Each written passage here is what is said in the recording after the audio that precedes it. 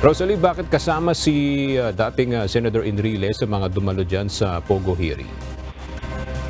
Aga kasamang dumalo ni dating Senador Juan Ponce Enrile ang anak na si Attorney Katrina Ponce Enrile, ang kasalukuyang Administrator at Chief Executive Officer o CEO ng Cagayan Economic Zone Authority o CESA sa pagdinig ng House Committees on Public Order at Safety and Games Amusement sa pagtindi ng mga kriminal na aktibidad at iligal na gawaing iniuugnay sa Philippine Offshore Gaming Operations o POGOs.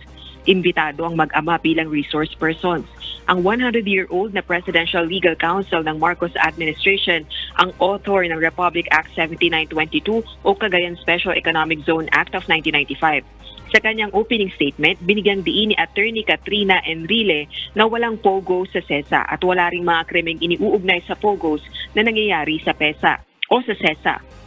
Noong 2017, sa ilalim ng isang executive order ni dating Pangulong Rodrigo Duterte, dating tanging PAGCOR at 3 investment promotion agencies gaya ng CESA, Aurora Pacific Economic Zone Freeport Authority at Authority of the Pre-Fort Area of Bataan ang maaaring magbigay ng lisensya sa online gambling operations.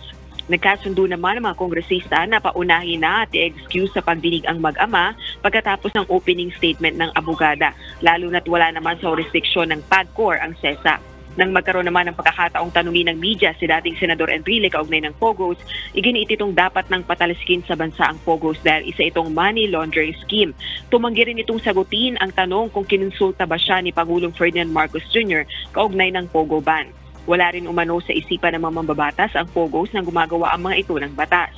Bukod naman sa mag-amang Enrile, kabilang din sa mga dumalo sa pagdinig sina dating Presidential Spokesperson Harry Roque, gayon din ang chairperson ng PAGCOR na si Andrea Domingo. Sa kasalukuyan ay hindi pa sila kasalang para sa mga katanungan ng mga kongresista.